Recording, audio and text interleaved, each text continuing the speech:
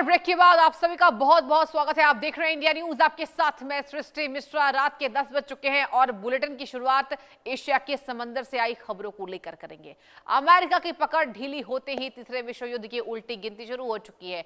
मध्य पूर्व यानी middle east में ईरान के साथ छिड़ी जंग के बीच अमेरिका ने एशिया पैसिफिक में तैनात अपना आखिरी aircraft carrier USS George Washington में हटा लिया। यूएसएस जॉर्ज वॉशिंगटन के रवाना होते ही पूरे इंडो पैसिफिक क्षेत्र में सन्नाटा है। चीन को एशिया में एक छत्र राज करने का खुला मैदान मिल गया है। क्या ड्रैगन अब ताइवान पर धावा बोलने वाला है? एक रिपोर्ट आपको दिखाते हैं। एशिया से हटा अमेरिका का सबसे आखिरी बड़ा बेड़ा। USS George Washington middle east के लिए रवाना। इंडो पैसिफिक में बढ़ा चीनी महाशक्ति का दबदबा। ताइवान की संप्रभुता पर मंडराया महायुद्ध का साया। तीसरे विश्व युद्ध की आहट से कांपा एशिया।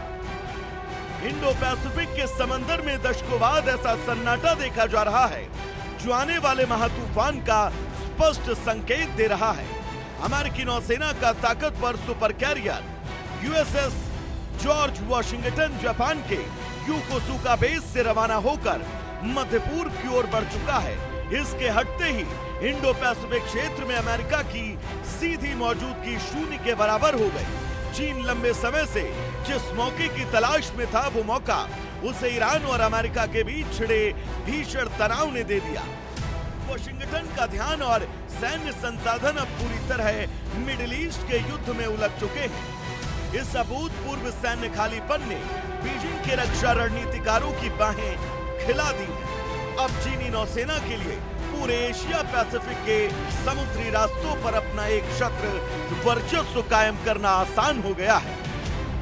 योकोसुका बेस से रवाना हुआ यूएसएस जॉर्ज वॉशिंगटन एशिया में शून्य हुई अमेरिका की मौजूदगी। मध्य पूर्व में युद्ध में उलझी पेंटागन की सैन्य रणनीति, रणनीतिक रूप से खाली हुआ समंदर का बड़ा इलाका।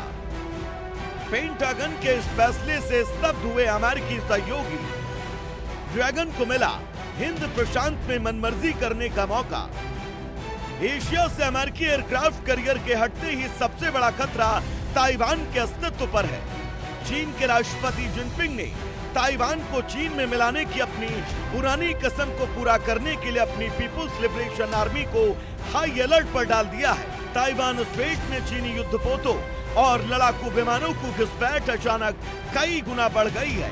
ताइपे में रक्षा विशेषज्ञ ये मान रहे हैं कि जब तक अमेरिका अपने बेड़े को वापस एशिया में तैनात करेगा, तब तक चीन ताइवान की नाकेबंदी कर एक तरफा कार्रवाई को अंजाम दे सकता है।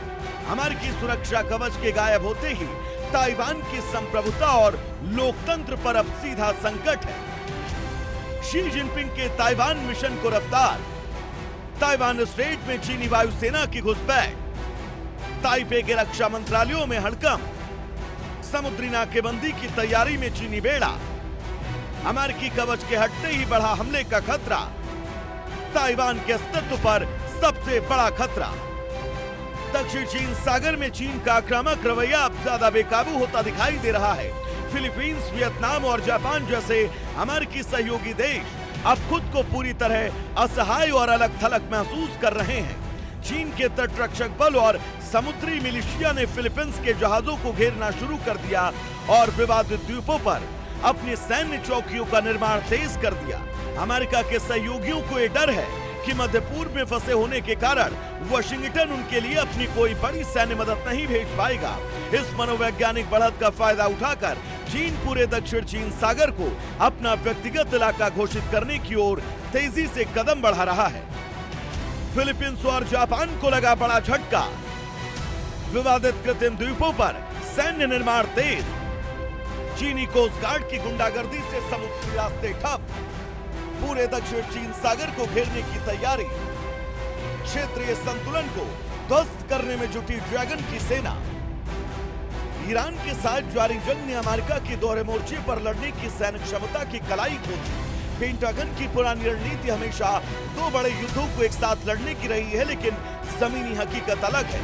लाल सागर और फारस की खाड़ी में हूती विद्रोहियों और ईरान के हमलों ने अमेरिकी डिफेंस और नौसैनिक संसाधनों की भारी खपत कर दी है। अमेरिका के पास अब इतने एयरक्राफ्ट कैरियर और मिसाइल डिस्ट्रॉयर नहीं है कि वे एक समय में मिडिल ईस्ट और एशिया पैसिफिक दोनों जगह अपनी मजबूत मौजूदगी बनाए रखें। इस लाचारी का फायदा उठाकर चीन अपनी सैन्य श्रेष्ठता को साबित करने की फिराक में है। दोनों मोर्चों पर एक साथ लड़ने की नीति फेल।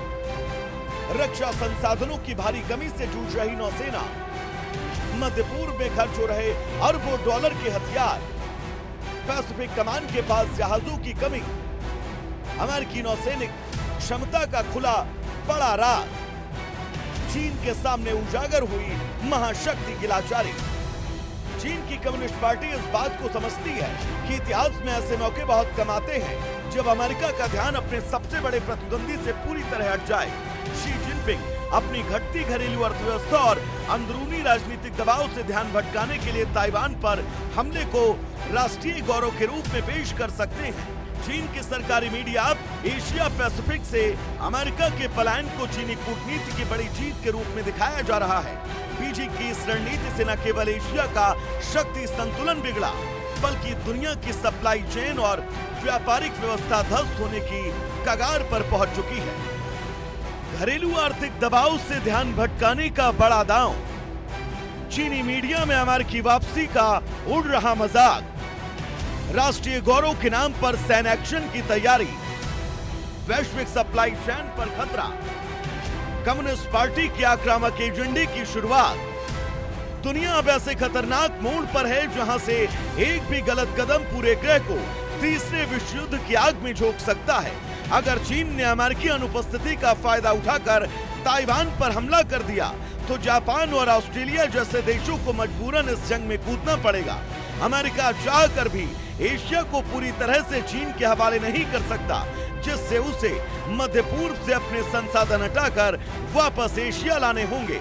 ये खींचतान पूरे वैश्विक समुद्री मार्गों को युद्ध क्षेत्र में बदल देगी।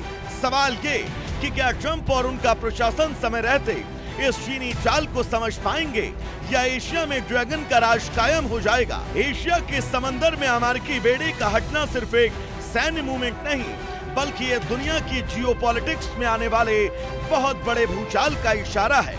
ईरान के चक्रव्यूह में फंसा अमेरिका एक तरफ अपने संसाधनों को बचाने में लगा है, तो दूसरी तरफ चीन इस मौके को इतिहास बदलने के अवसर के रूप में देख रहा है।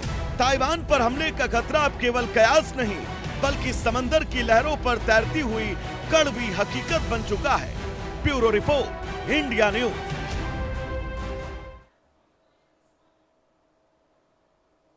और बड़ी खबर का रुख करेंगे। म्यूनिख एयरपोर्ट पर टला बड़ा हादसा। वियतनाम एयरलाइंस का बोइंग